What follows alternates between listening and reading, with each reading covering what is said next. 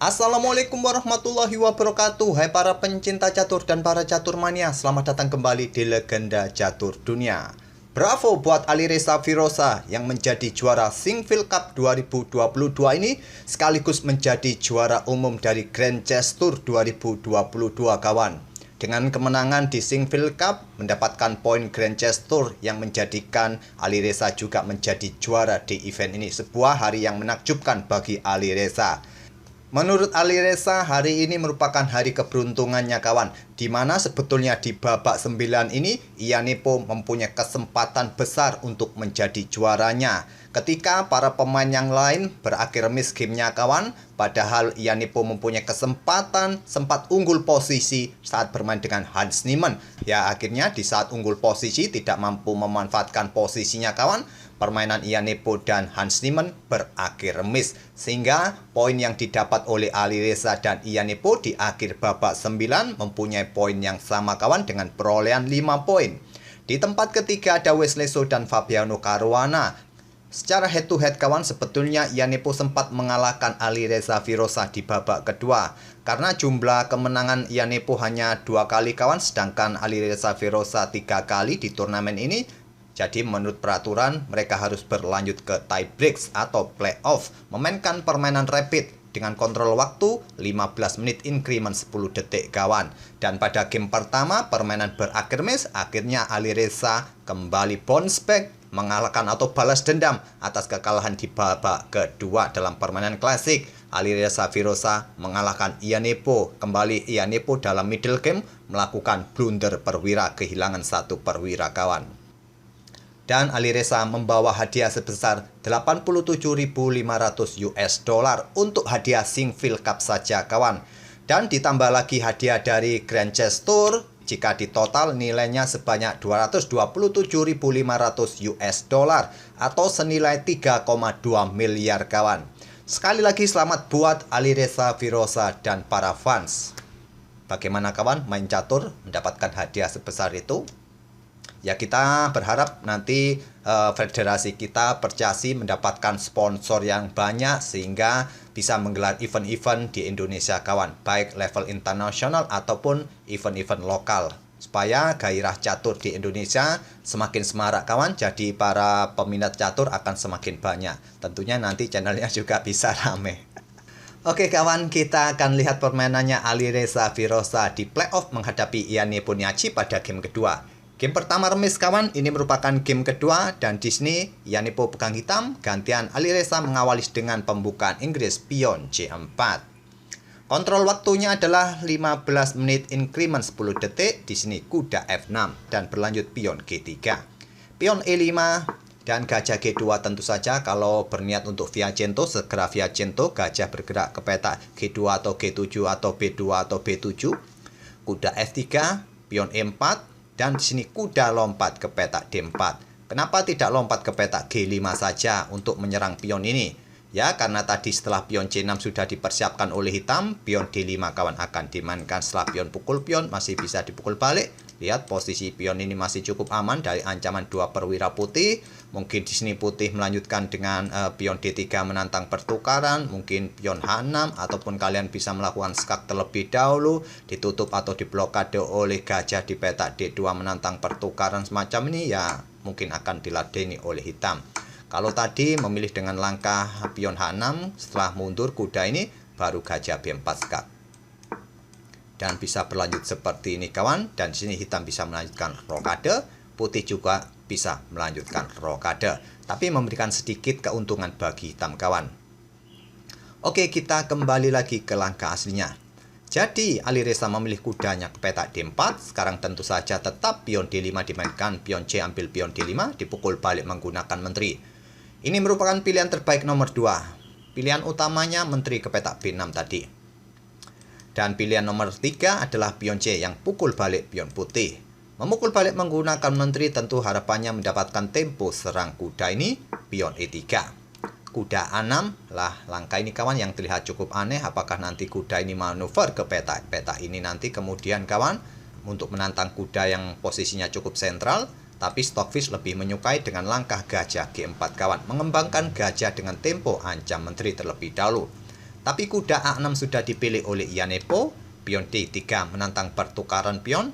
Ditolak, gajah B4 skak terlebih dahulu diblokade oleh kuda C3. Di sini gajah ambil kuda skak, dipukul balik oleh pion. Selanjutnya kuda C5 memberikan backup bagi peta E4-nya ataupun ingin ambil pion D3. Di sini pion C4 terlebih dahulu dimainkan oleh Alireza. Stockfish lebih menyukai ya baku hantam pion terlebih dahulu. Setelah diambil oleh kuda C, putih bisa melanjutkan dengan langkah menteri C2 ataupun juga bisa melakukan rokade dan hitam pun juga rokade. Tapi pion C4 untuk mendapatkan tempo juga serang menteri. Di sini Yanepo juga salah menggeser menteri kawan, kurang presisi. Ke peta H5 merupakan langkah terkuat, tapi dia melangkah ke peta E5. Ini adalah pilihan nomor 2, tapi yang paling kuat untuk mendapatkan posisi yang setara level adalah ke peta H5 menantang pertukaran menteri. Barulah sekarang pion D pukul pion E4 diambil balik dengan kuda C. Di sini putih rokade, langkah terbaik agar tidak lama-lama berada di lajur pusat. Pion C5 mendapatkan tempo ancam kuda B3 memberikan pressure bagi pion C5 ini kawan. Dan di sini cukup riskan untuk membackup pion C5 dengan pion B6 kawan. Karena kenapa? Pion F3 akan dimainkan. Kalau kuda ini lompat ke peta ini kawan, ya ancamannya garbuan juga discover attack bagi benteng. Kalaupun bergerak ke sini ya sama saja kawan, nanti ancamannya juga sama. Terlebih dahulu mungkin di sini menteri akan ke peta C2. Untuk menghindari ancaman, nanti diikuti langkah ancam menteri dengan discover attack bagi benteng di peta ini. Posisi hitam dalam posisi yang keteteran nantinya. Gajah siap memberikan tusukan bagi serangan tusuk sate semacam ini bisa juga dilakukan oleh putih nanti. Kalaupun tadi kuda ini mundur ke peta ini agar tidak kena serangan semacam ini kawan, di sini tetap pion F4 kawan, yang menjadi ancamannya adalah discover attack karena tadi pion B6 sudah dibuka untuk membuka diagonal terang ini. Jadi riskan bermain dengan pion B6 untuk membentuk struktur pion sebetulnya yang bagus dengan rantai pion seperti ini, tapi masalahnya diagonal terbuka. Rokade oleh Yanepo, pion F3, kuda mundur ke D6, sekarang pion E4, persiapan ancam menteri lagi dengan pion ini kawan, pionnya didorong lagi untuk garbu kedua kuda. Di sini kawan, Yanepo melakukan blunder seperti ini untuk menghindari ancaman atau serangan tempo seperti ini. Tapi masalahnya sama saja kawan. Kedua kuda hitam kena garbuan. Di sini kuda ambil pion C4. Apa masalahnya jika ambil pion ini langsung dengan menteri? Sama saja kawan. Gajah F4, kuda ini jatuh dengan dukungan dari menteri serta gajah ini. Oke, kita kembali ke beberapa langkah sebelumnya kawan. Di posisi ini, langkah terbaik apa yang bisa diambil oleh hitam? Stockfish menyarankan kuda langsung ambil pion E4 ini kawan, untuk menghindari juga nanti tempo yang didapat oleh putih dengan garbuan pion E5-nya nanti. Tapi mungkin yang jadi pertimbangan Yanepo adalah menteri C2 yang bisa serang kudanya. Mungkin kalau kalian backup dengan gajah di peta E6, maka selanjutnya pion F4 kawan, dan menteri ini harus menghindar. Dan selanjutnya juga pion ini siap didorong lagi untuk ancam gajah meninggalkan kuda, perwiranya juga bisa jatuh. Anggap saja menteri bergeser ke H5, pion F5 dimainkan, posisi gajah terancam, dan di sini langkah terbaik adalah kuda G4 untuk memberikan ancaman juga di sini kawan, dan bisa dilanjut atau diantisipasi dengan pion H3, kuda G ke E3 ancam menteri sekaligus juga berkoneksi dengan kudanya kawan, membentuk koneksi yang kuat. Menteri bergeser ke peta F2, sama saja mendapatkan dua tempo, gajah siap ambil kuda, pion siap ambil gajah. Mungkin di sini kuda ambil gajah di peta G2 dan bisa dilanjutkan dengan langkah pion F ambil gajah di peta E6. Setelah diambil balik oleh pion discover attack, menteri ambil kuda. Mungkin variasi panjang ini sudah diperhitungkan oleh Yanepo, walaupun dilihat dari kontrol waktunya. Di sini tadi Yanepo melangkah atau mungkin berpikir selama beberapa menit saja, tidak lebih dari 3 menitan kawan, dia melangkah menteri mundur ke peta E7. Tadi saya tunjukkan langkah kuda seperti ini dilanjut dengan langkah menteri C2. Mungkin di sini kalian mempunyai ide yang lain. Mungkin kalian berpikir kuda ini bisa menghindar ke peta B6 kawan untuk menghindari ancaman menteri. Ya tetap balasannya adalah pion F4, menteri mungkin mundur ke C7, pion E5. Di beberapa langkah berikutnya tetap akan memberikan keuntungan bagi putih kawan secara posisional menurut Stockfish. Tapi dilihat dari jumlah materi atau komposisi materi masih cukup menarik untuk dilanjutkan kawan. Dengan 3 perwira minor plus sepasang benteng. Tentu ini masih cukup menarik. Oke, kita lanjut ke langkah aslinya kawan. Di sini tadi Menteri E7 dan pion tetap didorong garbu kuda. Kuda sekarang baru ambil pion C4. Pion ambil kuda F6 dipukul balik oleh Menteri. Dan sekarang sudah terlihat kawan bahwa Yanipo sudah kehilangan 1 perwira. Menteri D5 sentralisasi untuk incar kuda juga pion gajah E6. Menteri ambil pion C5. Sekarang pion H6. Pion F4. Dengan ide usir gajah nanti kawan untuk mendapatkan kuda sekaligus juga membuka diagonal terang bagi aktivitas gajahnya. Benteng A ke D8. Pion F5. Pion B6. Menteri ke C7 dan benteng C8. Tetap memberikan pressure bagi menteri agar tidak mendapatkan kudanya kawan. Sekarang kudanya cukup aman dengan dukungan benteng ke depannya. Menteri ke F4. Di sini gajah mundur ke D7, melepaskan diri dari tekanan pion F5, dibalas Alireza. Menteri D4 menantang pertukaran.